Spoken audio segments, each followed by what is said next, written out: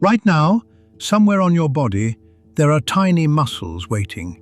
You can't feel them, you've never thought about them. But the moment the right song hits, or a cold wind cuts through you, or you hear footsteps behind you in an empty house, they fire. All at once, your skin tightens, little bumps rise across your arms, and for a few seconds you become something older than yourself. Because goosebumps aren't really about you, they're a message from a body you no longer have. We treat goosebumps as a quirk, a reaction to cold, or a creepy movie. But hidden inside that reflex is a record of who your ancestors were, what they were afraid of, and a piece of your body that evolution forgot to delete. And once you understand what's actually happening on your skin, you'll never look at a chill the same way again. Let's start with what's physically happening. Every hair on your body grows out of a tiny pit in your skin called a follicle. And attached to each follicle is a microscopic muscle with a name that sounds like a spell. The erector pili. In Latin, it literally means the razor of hair. When this muscle contracts, it pulls the hair upright. And because the muscle is attached at an angle below the skin, pulling the hair up also tugs the surrounding skin into a little mound.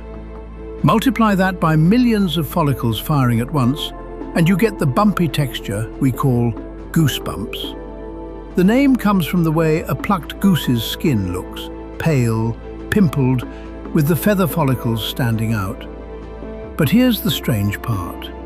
You are not deciding to do this. You can't make yourself get goosebumps on command, the way you'd flex your bicep. The erector pili are controlled by your sympathetic nervous system, the same automatic system that controls your heartbeat, your sweat, and your fight or flight response. Goosebumps are an involuntary reflex, which means somewhere deep in your brain, something decided this was important enough to be automatic. The question is, important for what? To answer that, look at almost any other mammal. A cat that meets a dog. Its fur stands straight up along its back and tail, and suddenly the cat looks twice its size.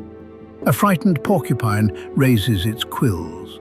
A cold bird fluffs its feathers into a puffy ball. These are all the exact same reflex you have. The same muscle, the same nervous system, the same ancient command, raise the hair. And for those animals, it does two clear things. First, insulation. When the hair stands up, it traps a layer of air against the skin, and that trapped air holds body heat. A puffed-up animal in the cold is wearing a thicker coat. That's why you get goosebumps when you're cold. Your body is trying to fluff a fur coat that isn't there anymore. Second, intimidation. When a threatened animal raises its fur, it instantly looks bigger and more dangerous. A predator, deciding whether to attack, sees a larger opponent and hesitates. That hesitation can be the difference between life and death. That's why you get goosebumps when you're afraid. Your body is trying to make you look terrifying, using fur you lost 1,000,000 years ago. That's the secret of goosebumps. The reflex is perfectly designed for an animal covered in thick hair. You are running the software, you just deleted the hardware. Biologists have a word for a feature like this, a vestigial reflex. It's a behavior that was useful in our ancestors but has lost its original function in us. Your body keeps firing the command, raise the hair, but with our thin, fine body hair, almost nothing happens. The muscles contract, the skin bunches, and the effect is essentially useless. We don't get warmer in any meaningful way. We don't look bigger, we just get bumpy. It's a bit like a phantom limb. The wiring is still there, sending signals to a body part that no longer does the job. Goosebumps are an echo of the mammal we used to be, a reflex from roughly 2 million years ago, when our ancestors still had a coat thick enough for it to matter. Evolution never removed the circuit, because a useless reflex that costs almost nothing isn't worth the trouble of deleting. So it stayed. On you. On everyone you've ever met. But then something genuinely strange happens with humans, something no other animal seems to do. We get goosebumps from music. There's no cold, there's no predator.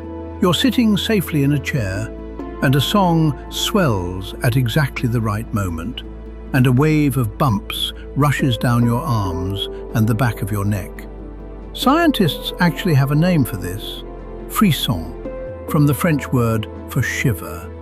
And researchers have studied it seriously. In one well-known set of studies, neuroscientists put people in brain scanners and played them music that gave them chills. When the frisson hit, the scans lit up the brain's reward system, the same dopamine circuits involved in food and other deep pleasures. The shiver wasn't random. The brain was treating that musical moment like a reward. But why would a reflex built for cold and fear get triggered by a beautiful sound? The leading idea is this: frisson tends to happen at moments of surprise or emotional peak. A sudden key change, a voice cracking, a silence that breaks.